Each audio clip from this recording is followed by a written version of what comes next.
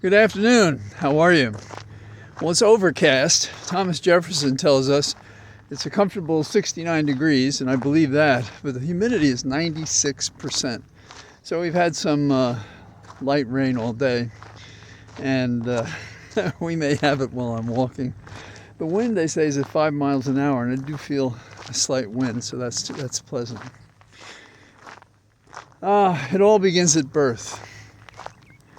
And if I can steal from you the state where you were born, and I leave you as a stateless person, is that justifiable?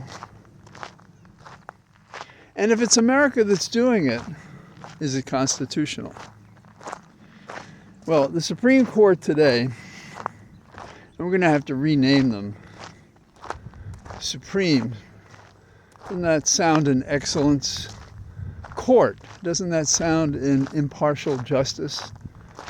And if it's political and it's owned by the president, and as a result we get decisions that contradict the law that anybody who can read and who's lived long enough to have to encounter any problem to solve can see that this is unjust. Now let me go over it a little bit.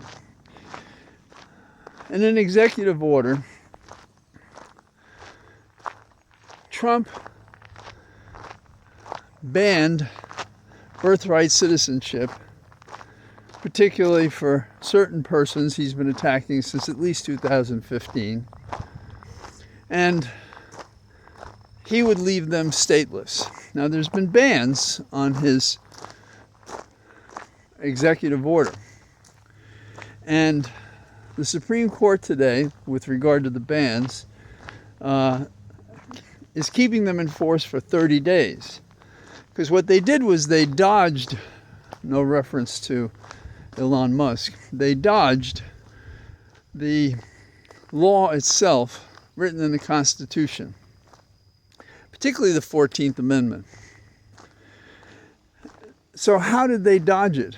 They said, well, the question here is whether a court can issue an injunction against an executive order nationwide. So are they limited in the effect of any decision to the states that would be before the court? Now, this is how you should think about this.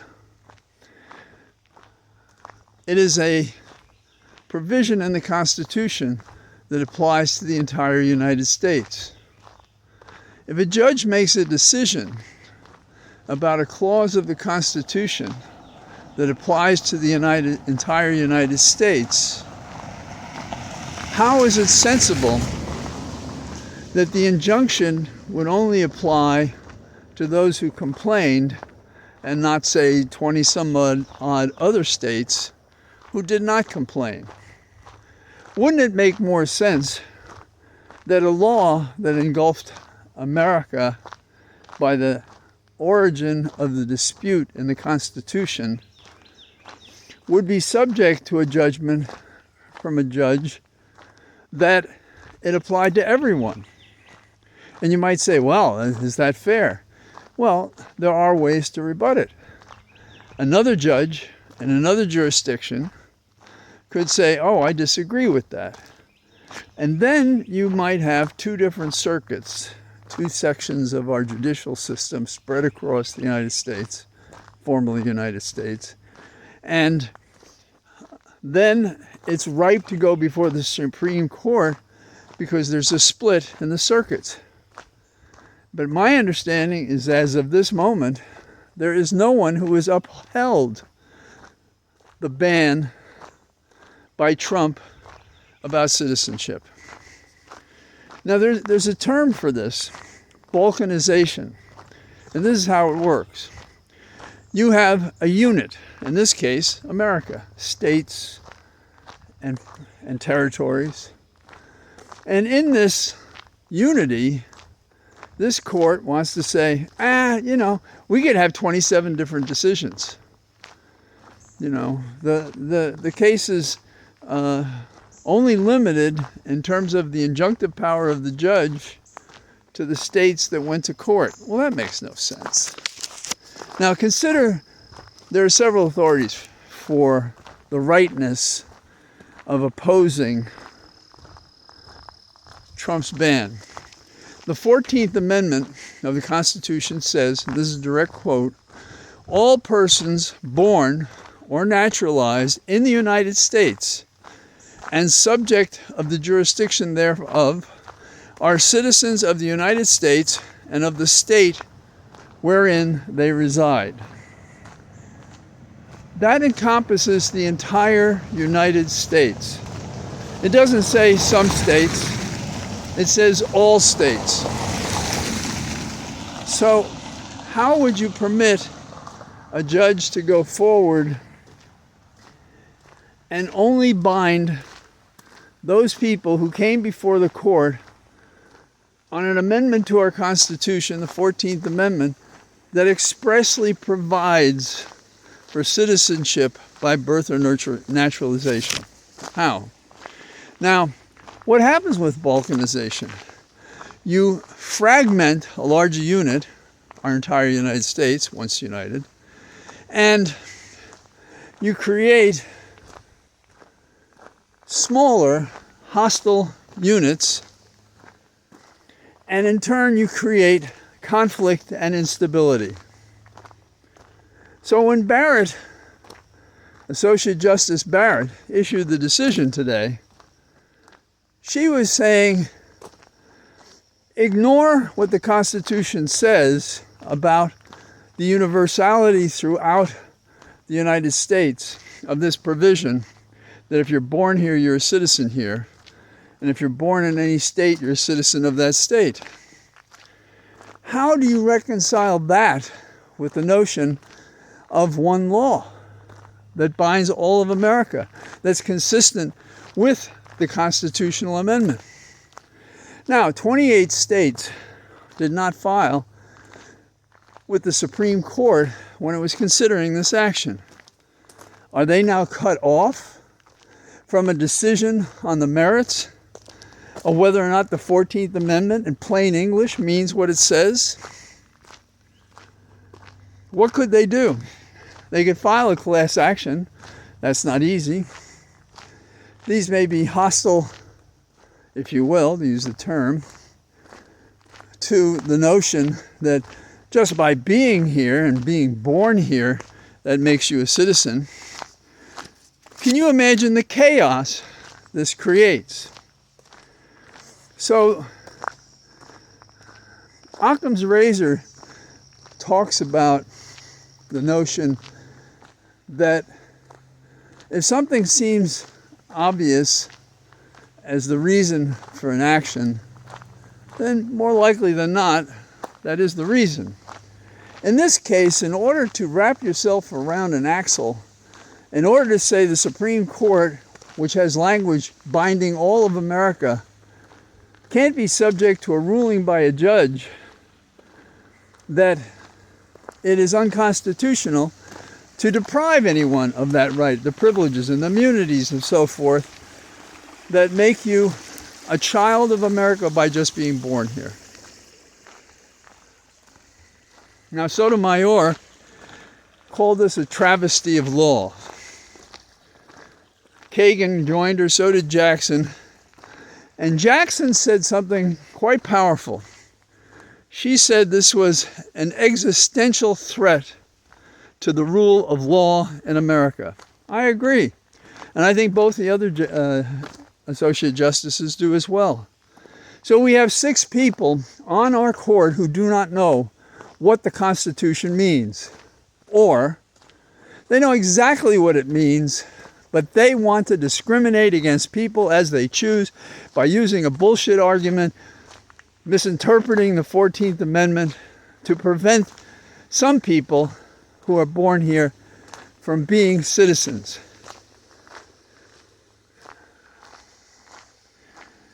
You know, the notion that you could separate families so many years after they became citizens just by birth that you could even think with the plain language of the 14th Amendment you should screw around with that, it means you're not American. It means you have no empathy. It means you don't know the meaning of equal justice before the law. It means you don't read the Constitution. You misconstrue it to compromise those people who are citizens of the United States. And if nobody jumps on them, they'll get away with it. When is this going to stop? It's going to stop. We're going to keep pushing. And these people are going to be pushed out of their offices. And we're going to restore the country to its original promise. But don't kid yourself. A lot of China's been broken by these assholes, and that's what we're dealing with. The budget's another interesting point. Remember when we thought it was going to increase the deficit by 2.2 trillion? Now it's up to, and then it went to 2.4 trillion. Now it's 3.3 trillion. And on top of that, they're going to cut Medicaid. So we got to deny those people who can't afford insurance the practice of medicine when they're ill. And we're going to cut SNAP, which means we're going to cut food. What nation on earth does this? Well, pretty sorry ones, because the old phrase is that the standard of civilization is how you treat your own. And obviously they think anybody who's brown or black or yellow, anybody with the wrong religion, anyone from the wrong country, anyone just in the way, anyone who's receiving funds that could be better spent and increased tax opportunities for the very, very wealthy. You know, when I say that, can you see in your mind Bezos and his new bride Sanchez? Talk about excess. Could they be more vacuous and superfluous than to rent all of Venice for their get-together? You know, I think it's as bad as when Ben and J-Lo did their thing. Who are these people who would do that? And I don't know, with age, I think, well, we can get into all of that. Let's just say spending that much money on a wedding just because you have it. Walking through an area that has its problems in terms of housing and food and health and everything else. It's just outrageous. And so the same kind of people who got married in Venice are trying to run our government. Bezos is going to be one of the beneficiaries of taking the money from families that need health, families that need food. How about that? There's an open question on what's going on in Iran. And I think Iran probably fooled everybody else. And I can't imagine that there wasn't somebody, perhaps a messenger at the Pentagon, who said, "Hey guys, why do you think those trucks were sitting there before we're going to bomb them, huh? At the entrance to Fedor. What about that? What's that all about? That's where the uranium is enriched. Do you think they could have taken the stuff away in the trunks before we got to bomb them? Huh? What do you think? What do you think?" And the answer is obviously, these people are smarter than the leadership. But I wouldn't be surprised if some messenger said, "Hey, don't you think these guys are going to move all that shit?" Another primitive question is, and you know, we don't question these things. We just sort of assume it because we project all sorts of scandalous and defamatory material on others, and then that becomes the rule. So, for example, Israel and the United States have nuclear weapons. So by what law can they say to another nation, you can't have nuclear weapons? Because we're in a club and you can't join it because, you attacked us once. After we attacked you, after you attacked us, you have all this oil, you should share it with us. Now, how about nobody should have any nuclear weapons? Wouldn't that be smart? A million years ago when I ran for Congress, I I supported a nuclear freeze, no more nuclear weapons. And that was considered radical. So, and another question is, how far did we penetrate into that mountain? And do we have any more of those bombs? Because Iran and its nuclear nourishment campaign seems like they could be up and going in days, weeks, months. And still the question that's begging us to consider is, did they really intend to shoot a nuclear weapon at anybody? And after what's happened to them, what do you think they'll do now? I don't know. So, keep those cards and letters going to the assholes that are up in Congress who can't figure out what's important, have lost their way, prefer chaos over order, and lawlessness over constitutional law and statutes. So, for now, I say goodbye to you from my cathedral of trees. I look forward to talking to you tomorrow. Hey, and we beat the rain so far.